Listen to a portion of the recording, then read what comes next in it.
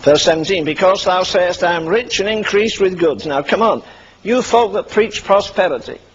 If prosperity is God's order, why does he rebuke this country, this church? Why doesn't he compliment them and saying, you're living exactly where I want you to live?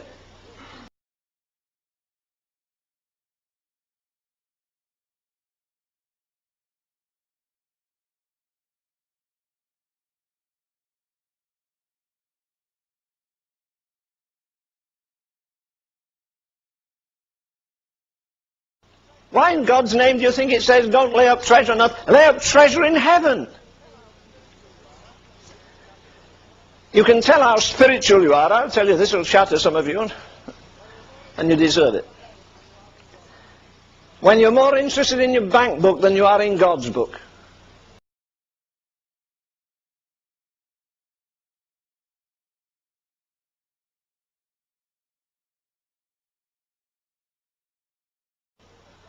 If half the Christians in America were as interested in the kingdom of God as they are in the Dow Jones averages, we'd have revival.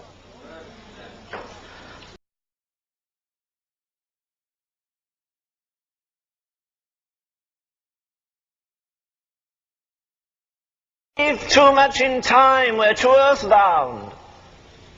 We see as other men see, we think as other men think. We invest our time as the world invests it, we invest our money. We're supposed to be a different breed of people.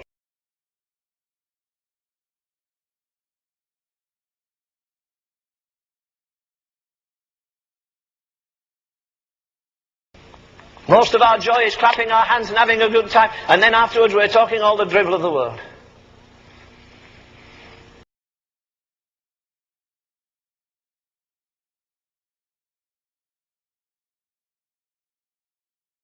New Testament, they didn't have stately buildings, they didn't have paid evangelists, they didn't have a lot of money, they didn't have organization, couldn't get on TV and beg, but I'll tell you what they did, they turned the world upside down. And I'm embarrassed to be part of the Church of Jesus today because I believe it's an embarrassment to a holy God.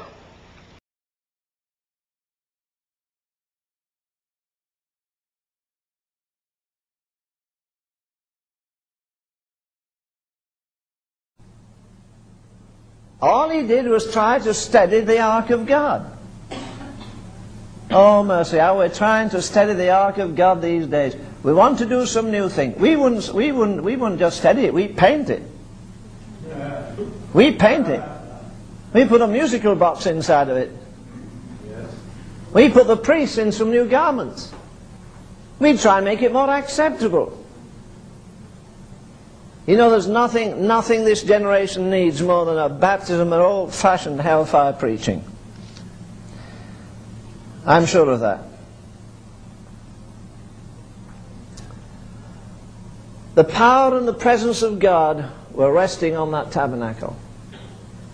And while they were obedient, they had success.